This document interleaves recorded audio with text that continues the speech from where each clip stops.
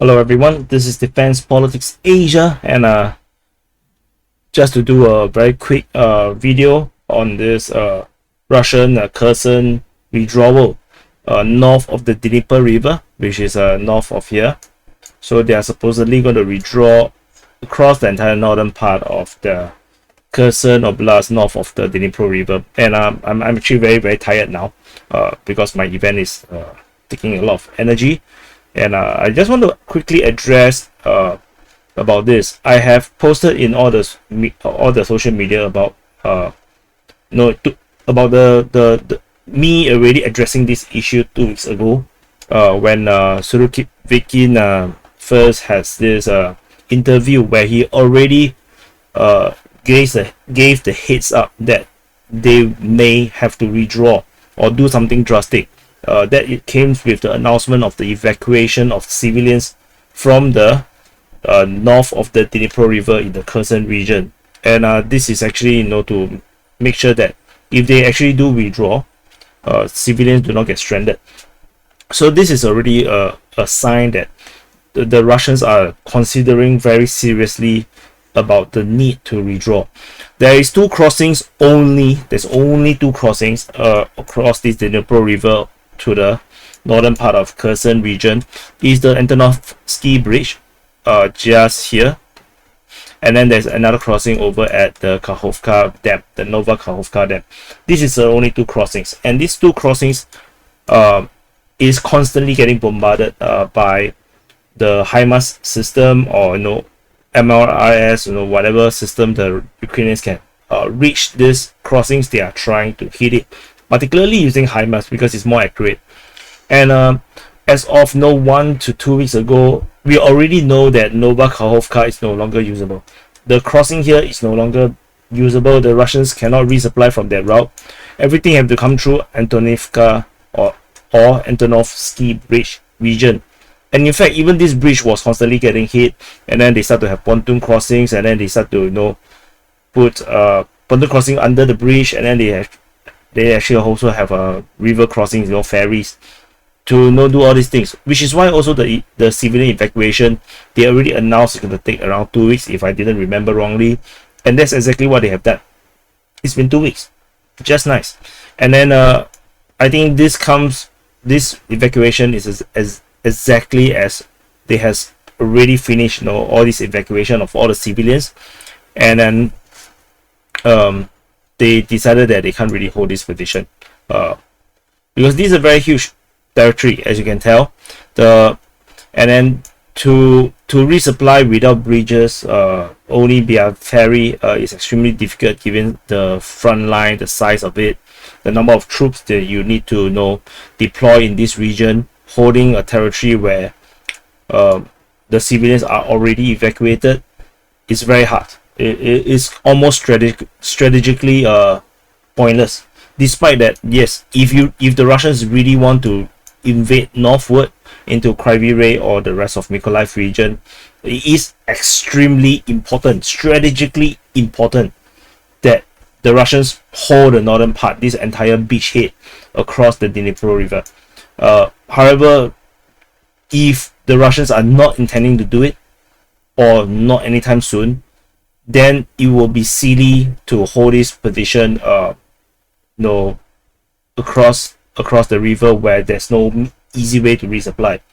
And another big reason why the timing is as such is because the winter is coming. The weather is getting cold. The winter is coming. It's already autumn. The resupply is hard. So you not just have to resupply ammos and food. You need to resupply them with warm clothing, things that you can deal with the winter. And then there is a lack of power supply because the Nova Kakhovka have been hit so badly. The power is already out, so it is very difficult for the Russian forces to keep warm in this region where there's actually not much, if any, electricity running. So you look at all this situation where you cannot resupply. That means you cannot get food easily, ammo easily. You have to maintain a huge number of troops. Winter is coming, and and then there's still this massive threat that if the Ukrainians destroy them somehow, if they manage to do it, then the massive a massive flood will actually run through the river, and the river is already hard to cross as it is. It will get wider, and if it get even further wider, then any pontoon crossings that was already set up will be destroyed. Not that they would even stand in the first place, because the pontoon crossing will be immediately taken out by HIMARS, by the Ukrainian multiple launch rocket systems. So there is no good reasons left for the Russians to hold the northern part of Kherson, unless it's pride, or unless they have a serious intention to actually invade northward towards Kryvyi and Mykolaiv. But looking at the situation now, it seems like the Russians may not have the confidence to actually invade from this direction northward. Maybe when they look at the big picture, they find that strategically it doesn't help much, because you are taking a very small, if you look from afar, this is actually a very small bridgehead, and if you fan out from this direction, you will be facing enormous amount of Ukrainian forces, which you at the first place can only resupply from here, from Kherson and Novakhovka. There is no more crossing all the way to Nikopol and Hoda, and the next crossing spot is actually at Zaporizhia city. That's how far it is. So for the Russians to actually try to hold this position with the threat that the river will be uncrossable or extremely difficult to resupply. I think this new Russian commander, he simply made a very practical decision. So I know if you guys are pro-Russian, you guys must be feeling the pain and the emotional damage, and good on you. Emotional damage, because you shouldn't have coped so much, because I already warned you guys 2 weeks ago that this withdrawal might happen. I also mentioned in the same video that the river, once it's flooded, it will be uncrossable. I also warned that only one of the crossing was operating according to the Russian Ministry of Defense. So there's a lot of indications that all these things are pointing towards a Russian withdrawal.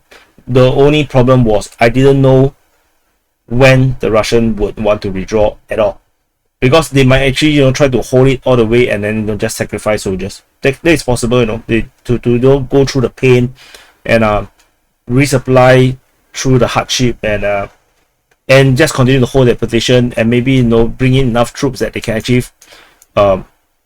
push outwards, capture Mykolaiv, and use the major ports to resupply through ships, container ships.